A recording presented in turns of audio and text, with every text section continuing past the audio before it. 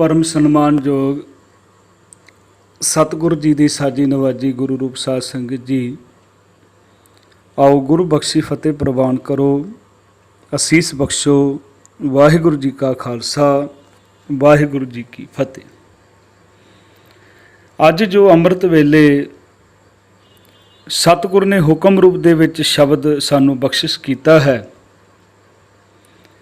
ये पावन शब्द जैतसरी की वार दे विचों गुरु अर्जुन साहब महाराज जी का उच्चारण किया है। 18वीं पौड़ी दे पावन श्लोक इहदे नाल दर्ज है। गुरु अर्जुन साहब महाराज किरपा कर रहे हैं।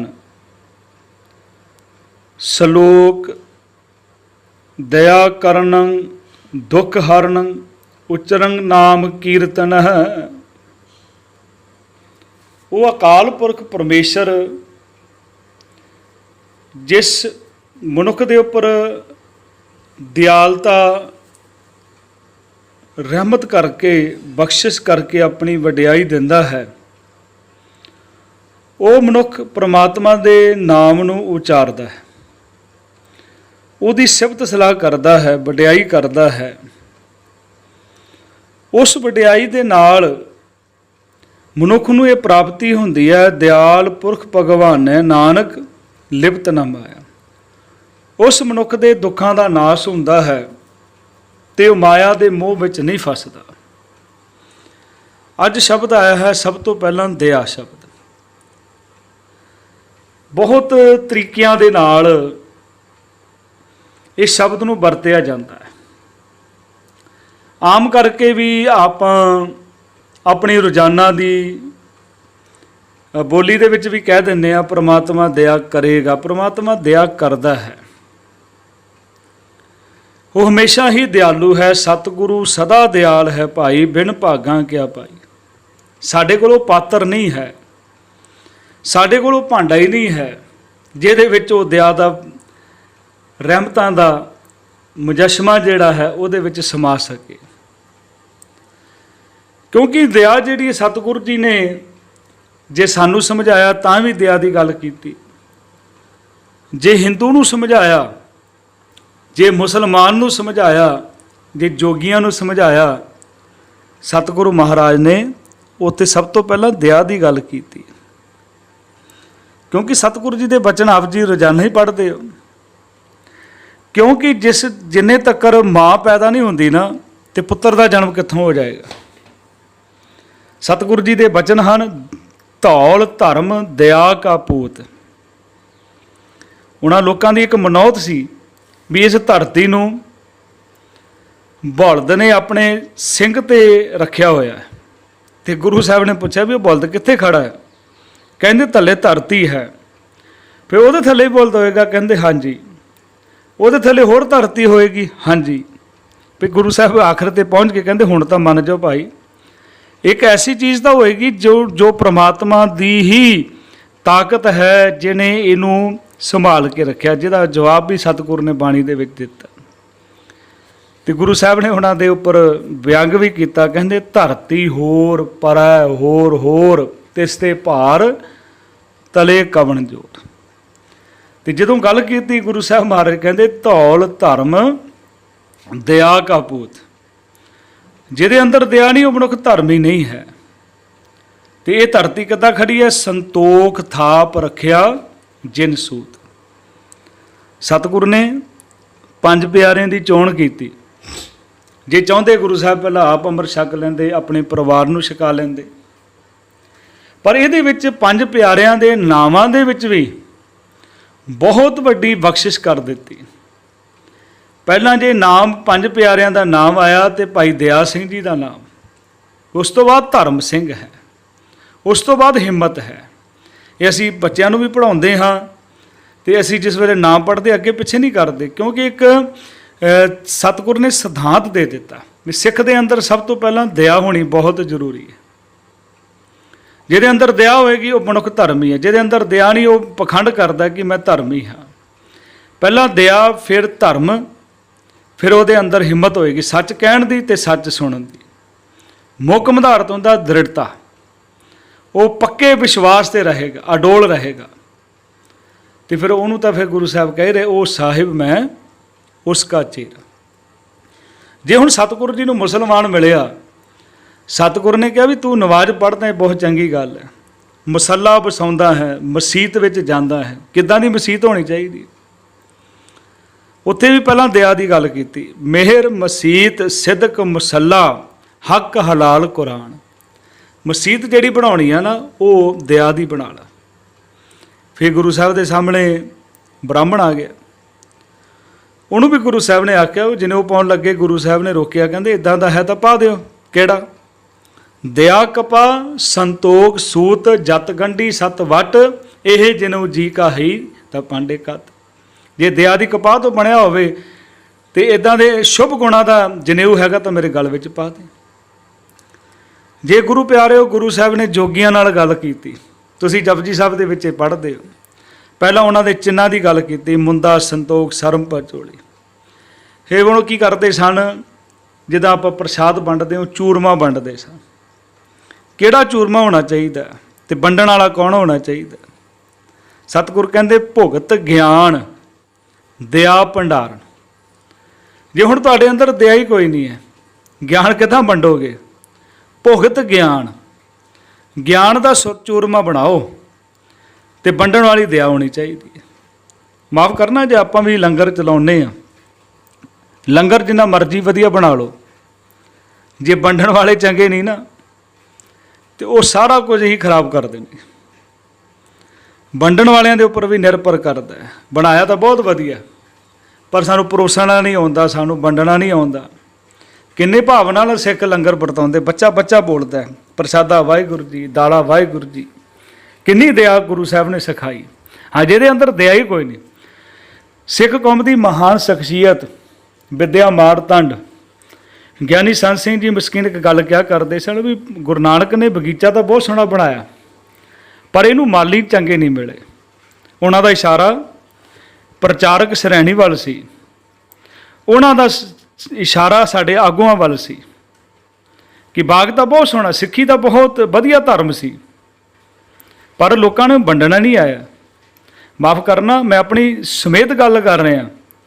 ਆ ਸਾਡੇ ਘਰਾਂ ਦੇ ਵਿੱਚ ਜੇ ਅਸੀਂ ਗੁਰੂ ਘਰਾਂ ਦੇ ਵਿੱਚ ਸੇਵਾ ਕਰ ਰਹੇ ਹਾਂ, ਗ੍ਰੰਥੀ ਹੋਵੇ, ਰਾਗੀ ਹੋਵੇ, ਪ੍ਰਚਾਰਕ ਹੈ, ਸੇਵਾਦਾਰ ਹੈ, ਸਾਡੇ ਘਰਾਂ ਵਿੱਚ ਸਿੱਖੀ ਨਹੀਂ ਆਈ ਤੇ ਅਸੀਂ ਲੋਕਾਂ ਦੇ ਘਰ ਸਿੱਖੀ ਕਿੱਥੋਂ ਲਿਆਵਾਂਗੇ?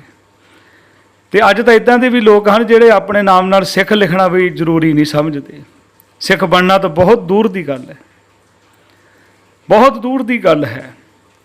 ਆਗੂ ਤਾਂ ਬਣ ਗਏ, ਪਰ ਘਰ ਦੇ ਵਿੱਚ ਸਿੱਖੀ ਨਹੀਂ ਲਿਆ ਸਕੇ ਤੇ ਲੋਕਾਂ ਨੂੰ ਕੀ ਉਪਦੇਸ਼ ਕਰਨਗੇ? ਬਗੀਚਾ ਤਾਂ ਗੁਰੂ ਨਾਨਕ ਨੇ ਬਹੁਤ ਸੋਹਣਾ ਬਣਾਇਆ, ਪਰ ਇਹਨੂੰ ਮਾਲੀ ਚੰਗੇ ਨਹੀਂ ਮਿਲੇ। ਜੇ ਵੰਡਣ ਵਾਲੇ ਚੰਗੇ ਨਹੀਂ ਹਨ ਤੇ ਉਜਾੜ ਕੇ ਰੱਖ ਦੇਣਗੇ। ਸਤਿਗੁਰੂ ਨੇ ਜੋਗੀਆਂ ਨੂੰ ਆਖਿਆ ਭੁਗਤ ਗਿਆਨ ਦਇਆ ਭੰਡਾਰਨ। ਤੁਹਾਡੇ ਅੰਦਰ ਦਇਆ ਹੋਣੀ ਚਾਹੀਦੀ। ਹੁਣ ਦਇਆ ਕਿੱਦਾਂ ਦੀ ਹੋਣੀ ਚਾਹੀਦੀ ਹੈ? ਕਿਉਂਕਿ ਗੁਰਮਤਿ ਦੀ ਇਹ ਖੂਬੀ ਹੈ ਕਿ ਹਰ ਥਾਂ ਆਪਣਾ ਮੁਕਾਮ ਕਿਸੇ ਨਵੇਕਲੀ ਵਿਚਾਰਧਾਰਾ 'ਤੇ ਰੱਖਦਾ, ਵੱਖਰਾ ਬਣਾ ਲੈਂਦਾ। ਗੁਰੂ ਜੀ ਦੇ ਬਣਾਏ ਰੱਬੀ ਅਸੂਲਾਂ ਮੁਤਾਬਕ ਦਇਆ ਤਾਂ ਬਹੁਤ ਜ਼ਰੂਰੀ ਹੈ, ਪਰ ਦਇਆ ਅਸਲ ਵਿੱਚ ਧਰਮ ਦੀ ਮਾਂ ਕਹੀ ਜਾਂਦੀ ਹੈ। ਇਸ ਦਇਆ ਦਾ ਮਤਲਬ ਇਹ ਹੈ ਕਿ ਇੱਕ ਦੂਜੇ ਪ੍ਰਤੀ ਪਿਆਰ ਨਿਮਰਤਾ ਵਾਲਾ ਵਤੀਰਾ। ਇਹ ਵਤੀਰਾ ਕਈ ਵਾਰ ਦੇਖਣ ਵਿੱਚ ਆਉਂਦਾ ਕਠੋਰ ਜਾਪੇਗਾ, ਪਰ ਹੈ ਇਹ ਵੀ ਦਇਆ ਹੀ। ਜਿਵੇਂ ਇੱਕ ਬੱਚੇ ਦੀ ਮਾਂ ਆਪਣੇ ਬੱਚੇ ਨੂੰ ਅਤੀ ਅੰਤ ਪਿਆਰ ਕਰਦੀ ਹੈ, ਪਰ ਕਦੇ ਕਦਾਈ ਉਸ ਦੇ ਸੁਧਾਰ ਲਈ ਚਪੇੜ ਵੀ ਮਾਰ ਦਿੰਦੀ। ਇਸ ਗੱਲ ਵਿੱਚ ਬਿਲਕੁਲ ਕੋਈ ਸ਼ੱਕ ਨਹੀਂ। ਚਪੇੜ ਦੀ ਤਕਲੀਫ ਤਾਂ ਹੁੰਦੀ ਹੈ, ਪਰ ਇਹ ਚਪੇੜ ਹੀ ਜ਼ਿੰਦਗੀ ਦਾ ਮੋੜ ਵੀ ਬਣ ਜਾਂਦੀ ਹੈ। ਇੱਕ ਹੋਰ ਉਦਾਹਰਨ ਦੇ ਦਿਆਂ, ਕਈ ਵਾਰ ਡਾਕਟਰ ਕਿਸੇ ਜ਼ਖਮ ਨੂੰ ਚੰਗੀ ਤਰ੍ਹਾਂ ਫੋਲ ਦਿੰਦਾ ਹੈ, ਮਰੀਜ਼ ਦੀ ਜਾਨ ਨਿਕਲਣ ਵਾਲੀ ਹੋ ਜਾਂਦੀ ਹੈ। ਜਦ ਕਿਤੇ ਤਿੱਖੀ ਸੂਈ ਨਾਲ ਟੀਕਾ ਲਾਇਆ ਜਾਂਦਾ, ਤਦ ਵੀ ਤਕਲੀਫ ਬਹੁਤ ਹੁੰਦੀ ਹੈ, ਪਰ ਇਸ ਸਭ ਕੁਝ ਦੇ ਪਿੱਛੇ ਡਾਕਟਰ ਦਾ ਕੋਈ ਸ਼ੌਕ ਨਹੀਂ ਹੁੰਦਾ, ਸਗੋਂ ਮਰੀਜ਼ ਨੂੰ ਜਲਦੀ ਠੀਕ ਕਰਨ ਦੀ ਸ਼ੁਭ ਭਾਵਨਾ ਉਹਦੇ ਪਿੱਛੇ ਹੁੰਦੀ ਹੈ। ਇਸ ਦਇਆ ਦੇ ਬਾਹਰੀ ਰੂਪ ਦੇਖਣ ਵਿੱਚ ਕਠੋਰ ਨਜ਼ਰ ਆਏਗਾ, ਪਰ ਅੰਦਰੂਨੀ ਭਾਵਨਾ ਦਇਆ ਹੀ ਹੈ। ਗੁਰਮਤਿ ਵਿੱਚ ਸਮੁੱਚੀ ਖਲਕਤ ਨੂੰ, ਸਮੁੱਚੀ ਦੁਨੀਆ ਨੂੰ ਰੱਬੀ ਜੋਤ ਜਾਣ ਕੇ ਪਿਆਰ ਸਤਿਕਾਰ ਕਰਨਾ, ਇੱਕ ਥਾਂ 'ਤੇ ਲੰਗਰ ਛਕਣਾ, ਇੱਕ ਥਾਂ 'ਤੇ ਬੈਠ ਕੇ ਗੁਰੂ ਉਪਦੇਸ਼ ਸੁਣਨਾ, ਉਹਨੂੰ ਵਿਚਾਰਨਾ, ਇੱਕ ਬਾਟੇ ਵਿੱਚੋਂ ਖੰਡੇ ਦੀ ਪਹੁਲ ਪ੍ਰਾਪਤ ਕਰਨਾ, ਇੱਕੋ ਜਿਹੇ ਸਭ ਲਈ ਕਕਾਰ, ਸਭ ਨੂੰ ਇੱਕੋ ਪਰਮੇਸ਼ਰ ਦੀ ਔਲਾਦ ਜਾਣਨਾ, ਗਰੀਬ ਅਮੀਰ ਆਦਿਕ ਵਿੱਚ ਕੋਈ ਫਰਕ ਮਹਿਸੂਸ ਨਾ ਕਰਨਾ। ਇੱਦਾਂ ਦੀਆਂ ਗੱਲਾਂ ਸਾਰੀ ਦਇਆ ਦੇ ਹੀ ਪੱਖ ਹਨ। ਗੁਰਮਤਿ ਨੇ ਦਇਆ ਦਾ ਦੂਜਾ ਰੂਪ ਵੀ ਸਵੀਕਾਰ ਕੀਤਾ। ਹੁਣ ਲੋਕ ਉਹ ਵੀ ਲੋਕ ਸਨ ਜਿਨ੍ਹਾਂ ਨੇ ਹੋਰ ਦਇਆ ਦੇ ਹੋਰ ਅਰਥ ਕੱਢ ਲਏ, ਅਤੇ ਗੁਰੂ ਸਾਹਿਬ ਮਹਾਰਾਜ ਨੇ ਸਾਡੇ 'ਤੇ ਕਿਰਪਾ ਕੀਤੀ ਹੈ ਕਿ ਉਹਦੀ ਦਇਆ ਤੋਂ ਬਿਨਾਂ ਕੁਛ ਵੀ ਨਹੀਂ ਹੈ। ਉਹ ਤਾਂ ਹਮੇਸ਼ਾ ਦਇਆ ਕਰਦਾ ਹੈ। ਉਹ ਸਤਿਗੁਰੂ ਸਦਾ ਦਿਆਲ ਹੈ ਭਾਈ, ਬਿਨ ਭਾਗਾਂ ਕਿਆ ਪਾਈ। ਉਹ ਹਮੇਸ਼ਾ ਹੀ ਦਇਆ ਕਰਦਾ। ਜਦੋਂ ਉਹਦੀ ਦਇਆ ਜੀਵਨ ਦੇ ਵਿੱਚ ਸਾਡਾ ਜੀਵਨ ਜਿਹੜਾ ਉਸ ਦਇਆ ਨੂੰ ਲੈਣ ਦਾ ਪਾਤਰ ਬਣ ਜਾਂਦਾ ਹੈ, ਅਤੇ ਉਹ ਜਿਹੜੀ ਹੈ ਸਾਨੂੰ ਜੀਵਨ ਦੇ ਵਿੱਚ ਪ੍ਰਾਪਤੀ ਹੁੰਦੀ ਹੈ, ਜੋ ਅੱਜ ਸਤਿਗੁਰੂ ਮਹਾਰਾਜ ਕਿਰਪਾ ਕਰ ਰਹੇ ਆ। ਕਹਿੰਦੇ ਦਇਆ ਕਰਨੰ ਦੁੱਖ ਹਰਨੰ ਉਚਰੰਗ ਨਾਮ ਕੀਰਤਨ ਹੈ। ਕੀਰਤਨ ਦਾ ਅਰਥ ਹੁੰਦਾ ਸਿਫਤ ਸਲਾਹ ਕਿਹਦੀ? ਅਕਾਲ ਪੁਰਖ ਦੀ। ਸਿਫਤ ਸਲਾਹ ਕਿਹਦੀ ਕਰਨੀ? ਵਡਿਆਈ ਕਿਹਦੀ ਕਰਨੀ? ਪਰਮਾਤਮਾ ਦੀ। ਦਿਆਲ ਪੁਰਖ ਭਗਵਾਨ ਹੈ, ਨਾਨਕ ਲਿਪਤ ਨਾ ਮਾਇਆ। ਹੁਣ ਜਿਸ ਵੇਲੇ ਉਹਦੀ ਦਇਆ ਹੁੰਦੀ ਹੈ, ਪਰਮਾਤਮਾ ਦਾ ਨਾਮ ਉਚਾਰਨ ਕੀਤਾ ਜਾਂਦਾ ਅਤੇ ਹੋਰ ਪ੍ਰਾਪਤੀ ਹੁੰਦੀ ਹੈ। ਭਾਹੇ ਬਲੰਦੜੀ ਬੁਝ ਗਈ, ਰਖੰਦੜੋ ਪ੍ਰਭ ਆਪ। ਉਹ ਅਕਾਲ ਪੁਰਖ ਦੀ ਭਗਤੀ ਕੀਤਿਆਂ, ਉਹਦਾ ਸਿਮਰਨ ਕੀਤਿਆਂ ਅੰਦਰ ਜਿਹੜੀ ਵੱਲ ਰਹੀ ਹੈ ਨਾ ਤ੍ਰਿਸ਼ਨਾ ਦੀ ਅੱਗ, ਉਹ ਖਤਮ ਹੋ ਜਾਂਦੀ। ਜਿਨ ਉਹ ਪਾਈ ਮੇਦਨੀ ਨਾਨਕ ਸੋ ਪ੍ਰਭ ਜਾਪ। ਜਿਸ ਅਕਾਲ ਪੁਰਖ ਨੇ ਇਹ ਸਾਰੀ ਸ੍ਰਿਸ਼ਟੀ ਬਣਾਈ ਹੈ, ਪੂਰੀ ਦੁਨੀਆ ਬਣਾਈ ਹੈ, ਉਹਦਾ ਜਾਪ ਕਰਨਾ, ਉਹਦੀ ਉਸਤਤ ਕਰਨੀ ਹੈ। ਅਤੇ ਜਿੰਨਾ ਅਸੀਂ ਲੋਕਾਂ ਦੀ ਉਸਤਤ ਵਿੱਚ ਜੀਵਨ ਬਤੀਤ ਕਰ ਦਿੰਦੇ ਹਾਂ, ਇੰਨੀ ਜੇ ਪ੍ਰਮਾਤਮਾ ਦੀ ਭਗਤੀ ਵਿੱਚ ਲੀਨ ਹੋਈਏ ਜਿਹਨੇ ਸ੍ਰਿਸ਼ਟੀ ਨੂੰ ਸਾਜਿਆ ਹੈ, ਅਤੇ ਉਹ ਫਿਰ ਜੀਵਨ ਹੀ ਬਦਲ ਜਾਏਗਾ। ਅੱਗੇ ਸਤਿਗੁਰੂ ਜੀ ਕਿਰਪਾ ਕਰੇ। ਪੌੜੀ ਜਾਂ ਪ੍ਰਭ ਬਹਿ ਦਿਆਲ ਨਾ ਵਿਆਪੇ ਮਾਇਆ। ਜਦੋਂ ਅਸੀਂ ਉਹਦੀ ਦਿਆਲਤਾ, ਉਹਦੀ ਮਿਹਰਬਾਨੀ ਪ੍ਰਾਪਤ ਕਰਨ ਜੋਗੇ ਹੋ ਜਾਂਦੇ ਹਾਂ, ਫਿਰ ਮਾਇਆ ਜ਼ੋਰ ਨਹੀਂ ਪਾ ਸਕਦੀ। ਮਾਇਆ ਦੇ ਕਈ ਰੂਪ ਹਨ। ਕੋਟ ਅਗਾਂਹ ਗਏ ਨਾਸ ਹਰ ਇੱਕ ਧਿਆਇਆ। ਕਰੋੜਾਂ ਪਾਪ ਪ੍ਰਭੂ ਦੀ ਭਗਤੀ ਕੀਤਿਆਂ ਨਾਸ ਹੋ ਜਾਂਦੇ ਆ। ਨਿਰਮਲ ਭੈ ਸਰੀਰ ਜਨ ਧੂਰੀ ਨਹਾਇਆ। ਪ੍ਰਭੂ ਦਾ ਸਿਮਰਨ ਕੀਤਿਆਂ, ਪ੍ਰਭੂ ਦੀ ਭਗਤੀ ਕੀਤਿਆਂ, ਉਹਨਾਂ ਗੁਰਸਿੱਖਾਂ ਦੀ ਸੰਗਤ ਕੀਤਿਆਂ, ਅਤੇ ਸਰੀਰ ਵੀ ਪਵਿੱਤਰ ਹੋ ਜਾਂਦਾ ਹੈ। ਮਨ ਤਨ ਭੈ ਸੰਤੋਖ ਪੂਰਨ ਪ੍ਰਭ ਪਾਇਆ। ਜਦੋਂ ਪੂਰਨ ਪ੍ਰਮਾਤਮਾ ਅਕਾਲ ਪੁਰਖ ਦੀ ਪ੍ਰਾਪਤੀ ਹੋ ਜਾਂਦੀ ਹੈ, ਗੁਰੂ ਦੀ ਸੰਗਤ ਵਿੱਚ ਰਹਿ ਕੇ, ਅਤੇ ਦੋਨੇ ਚੀਜ਼ਾਂ ਜਿਹੜੀਆਂ ਮਨ ਦੇ ਵਿੱਚ ਅਤੇ ਤਨ ਦੇ ਵਿੱਚ ਸੰਤੋਖ ਆ ਜਾਂਦਾ ਹੈ। ਤਰੇ ਕੁਟੰਬ ਸੰਗ ਲੋਕ ਕੁਲ ਸਵਾਇਆ। ਉਹ ਆਪ ਤਾਂ ਤਰਦਾ ਹੀ ਹੈ, ਜਿਹੜਾ ਉਹਦੀ ਦਇਆ ਦਾ ਪਾਤਰ ਬਣ ਜਾਂਦਾ ਹੈ। ਉਹ ਆਪ ਤਾਂ ਤਰਦਾ ਹੀ ਹੈ। ਅਜਿਹੇ ਮਨੁੱਖਾਂ ਦੀ ਸੰਗਤ ਵਿੱਚ ਉਹਨਾਂ ਦੇ ਪਰਿਵਾਰ ਦੇ ਲੋਕ ਵੀ, ਸਾਰੀਆਂ ਕੁੱਲਾਂ ਵੀ ਤਰ ਜਾਂਦੀਆਂ। ਤਰੇ ਕੁਟੰਬ ਸੰਗ ਲੋਕ ਕੁਲ ਸਵਾਇਆ। ਕਦੋਂ? ਮੰਨੈ ਪਰਵਾਰੇ ਸਦਾਰ। ਆਪ ਤਾਂ ਤਰਿਆ ਹੀ ਹੈ, ਆਪਣੇ ਪਰਿਵਾਰ ਨੂੰ ਵੀ ਤਰ ਲੈਂਦਾ। ਜਿਹੜੇ ਜੁੜ ਜਾਂਦੇ ਨਾ ਮਨ ਕਰਕੇ, ਜੇ ਉਹਨਾਂ ਦੇ ਫਿਰ ਪਰਿਵਾਰ, ਉਹਨਾਂ ਦੇ ਬੱਚੇ, ਉਹਨਾਂ ਦੇ ਆਉਣ ਵਾਲੀਆਂ ਪੀੜ੍ਹੀਆਂ ਜਿਹੜੀਆਂ ਹਨ, ਉਹਨਾਂ ਦੇ ਘਰੋਂ ਸਿੱਖੀ ਨਹੀਂ ਜਾ ਸਕਦੀ। ਮਾਫ਼ ਕਰਨਾ, ਮੈਂ ਇੱਕ ਬੇਨਤੀ ਆਖਰ ਵਿੱਚ ਕਰ ਰਿਹਾ।